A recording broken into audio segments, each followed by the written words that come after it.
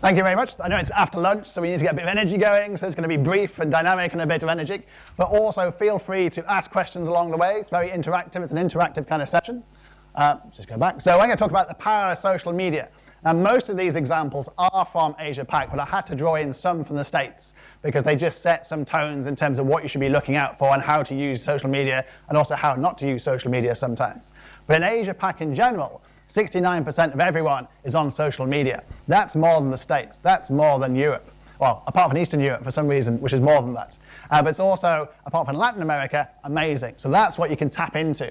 And if you think about financial services, over half of financial services, advisors have converted clients via social media.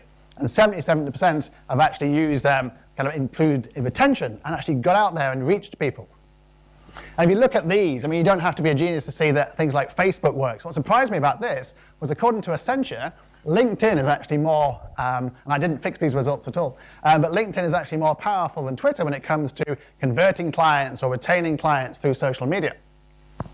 So 28% of people actually look at social media when it comes to evaluating clients. So you need to really be out there and thinking about social media. Southeast Asia, though, is even higher.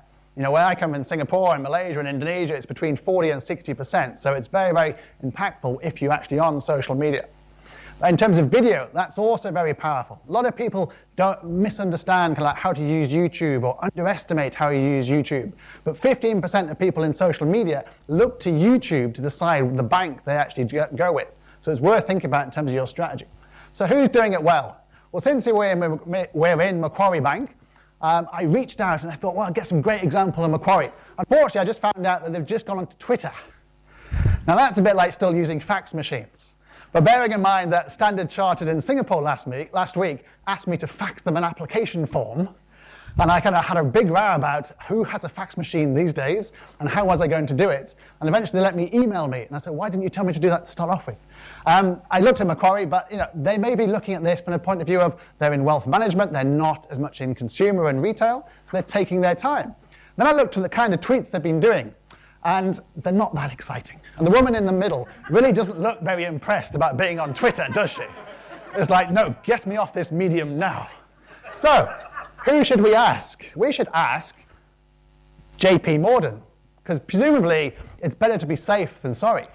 So we asked JP Morgan, and many other people also asked JP Morgan, including things like, does the sleaze wash off with a regular shower, or do you use something special like baby's tears? Did you have a specified number of lives that you had to ruin before you considered it a success?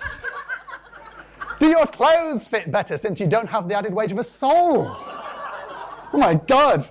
Do you have a jail in your office so that your executives get the chance to see the inside of one? Do the Mexican cartels tip well? And my personal favorite, can I have my house back? So that doesn't always go well when it comes to, you take a photograph, go on. So who does use Twitter well? Well, actually, American Express do this fantastic partnership with Twitter. It's very, very good in terms of you syncing up your credit card with Twitter. You basically hashtag various different angles that come out from Twitter, and you buy something via Twitter there and then. So it's very simple and very, very easy to use. Who uses Facebook well? I kind of struggled to find people in Asia Pac who used it really, really well to this extent. These guys generated $200 million worth of actual money through auto car refinancing and certificates of deposit through Facebook. They acquired 60 new members and 36,000 new certificates, about $200 million. And this is what they did. They basically just thanked their members for being members. 4 million members. And then they asked them for some videos. And then they gave away a few prizes. And that was it. There wasn't anything special. Then they unleashed a Facebook campaign. And they got $200 million. So if anybody says to you, well, social media doesn't work, doesn't generate any money at all, these guys would hate to disagree. So social media data mining is fantastic in Asia Pac. So Mastercard have taken the lead on that, and it's all about Asia Pac. They've actually created this engine called the Mastercard Priceless engine, because they have to call everything priceless. And they're using things like the data from Facebook and Twitter, and they're using 20 technology platforms to actually gather all the insights. And then what they're going to do is they're going to sell it to all you guys for oodles amounts of money. But this SVP said why he chose an Asia Pac is because all the data and all the social was moving this way. 1 in 2 users on social is in Asia Pac. And that's why they thought about doing that, and that's why their focus is here. So how do you use social to pay? Well, there's many, many examples, particularly in developing markets like India and Indonesia and China. So this is a big bank in India, created a bank called Pockets. Very, very simple to pay. You have an account, you go to Facebook, you just pay. You pay your friends. This one's OCBC in Singapore and Malaysia. Very, very simple again. So these guys are all challenging the Western unions of this world. Kotak Bank here, again in India, created a brand called K-Pay. Very, very simple. And Line. Has anyone heard of Line here?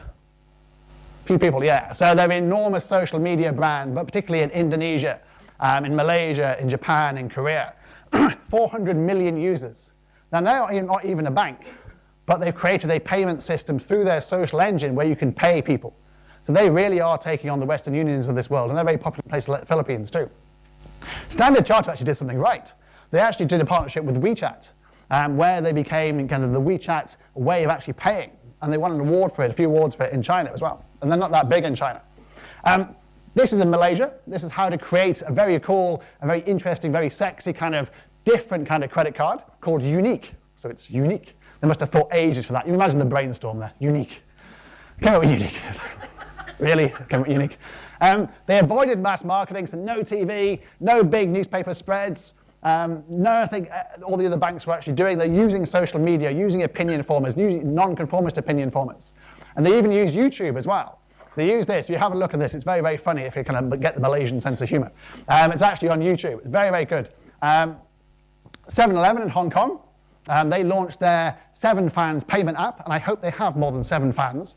But for some reason they called it 7 fans, presumably because it's 7-Eleven. They've about gone for 11 fans. But they launched it all through social media. So it was all Facebook, it was all Twitter. High net wealth management is a fascinating point of Asia Pacific and very different to the rest of the world. 82% of people who are high net worth individuals in Asia Pac want to be contacted by social media, as against only 61% for the rest of the world. Now that's a massive difference if you think about how people are reaching out in Asia Pac to these high net worth individuals. And that's only going to get higher and higher, as you can see from the second stat. Half the people under the age of 40 want to be reached out to in social media. So how do you tie social media benefits into a card application? Well, Amex have tied in LinkedIn because they're targeting business owners, SMEs, and that's what they're very much known for. So they actually launched it through LinkedIn. They connected through LinkedIn. They give away a premium account of LinkedIn. You also get 20% ongoing for LinkedIn. Virtual branches are pretty cool as well. So this is a virtual branch through Facebook. The only thing I have an objection here to is they have opening hours. Facebook doesn't have opening hours. Surely they shouldn't have opening hours. Customer service is obviously a big one as well. So CIMB have launched everything on Twitter, answering people's problems in Malaysia and in Singapore. ANZ are here in Australia, did this on Facebook, making sure that people knew about a hoax email, for example. But if you are the Bank of America, do not answer someone called Occupy LA. Because if you answer someone called Occupy LA and they say, you can help by stop stealing people's houses, and you answer with, we'd be very happy to review your account with and discuss your concerns. Please let us know what your assistance. That's like, oh my God, you've just confirmed their worst fears. Not only that, they keep on saying it. Time and time and time again. It's like, don't do that. So how do you engage customers? OCBC, Frank in Singapore, do a really, really cool thing. They do a speaker series every week on Twitter where they get an entrepreneur in and people ask them questions who are kind of 18, 17, 16 years old. And then they put it onto Facebook as well, but it's all live. So it's a really, really cool way of just engaging and getting people enthused about entrepreneurialships. And they're actually doing it on getting people onto YouTube as well. So they're making an attempt to make Frank sexy by tapping into shades of grey. I don't know how successful that was. Better than Barclays. This is Barclays in the UK. Really sums up the UK. How miserable does this guy look? I mean, they followed him around. In fact, he's got no money. And they followed him around for a week, knowing that he had no money. And then they're posting it on Facebook, the fact he's got no money. It's like, that doesn't make me want to bank with Barclays. So how do you use social for reputation enhancement? Well, here's a nice stat for you. IBM suggests that whenever a bank has a data breach, they lose their reputation by 21%. That's about $322 million. So you've got to use social media to fight back and to fight that sentiment. So you can do that a lot by thought leadership. This is Rob's boss over here, who's actually started doing blogs on LinkedIn. But he's quite conservative the way he does it. You'll see that he's done 2. One in September, one in December, not really getting the flow of this kind of weekly blogging kind of thing. Whereas David Stevens actually does do this. Do you write it for him? Do you write it for him? No, if you don't want He's got more coming, fantastic. I look forward to them. Quarterly. So he posts every couple of weeks. As a result, he's got 700,000 followers. If we look at him, he's only got 19,000 followers. That's less than me. Millis Mike Smith here in Australia, in New Zealand, actually posts, he's got 100,000 followers. But he posts on a quarterly basis as well. So he really said, you need to keep the momentum going. People are looking out for him, because especially as LinkedIn uses an example about how you do thought leadership. You also need to do community engagement and tell people through LinkedIn. So this is DBS again, the hackathon. This is Barclays doing some things around fintech. Westpac here in Australia. HSBC doing things about education. Citi lighting up Detroit. Don't ask me how they did it, but they switched on all the lights in Detroit.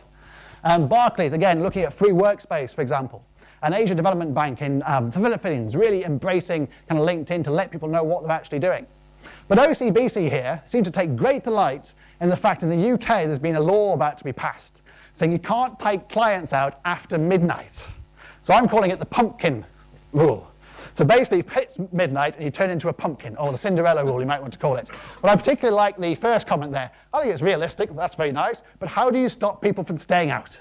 So you're out with a client, having a few beers, oh my God, it's midnight, I'm going to turn into a pumpkin, quick, go!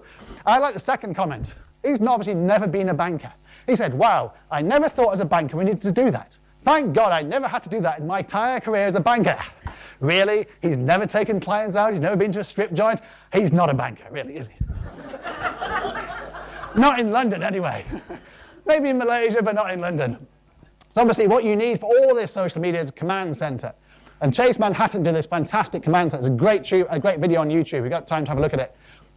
This is actually in their HQ, and this is their Twitter feeds. This is all their data, so all their employees can see exactly how they're doing minute by minute in real time.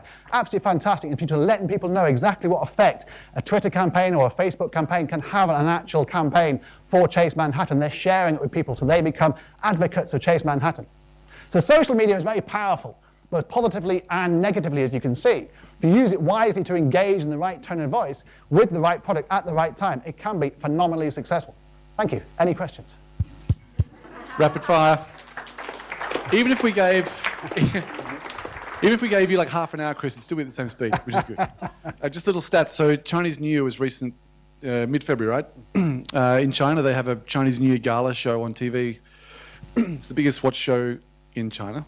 450 million people watched this show over 5 hours.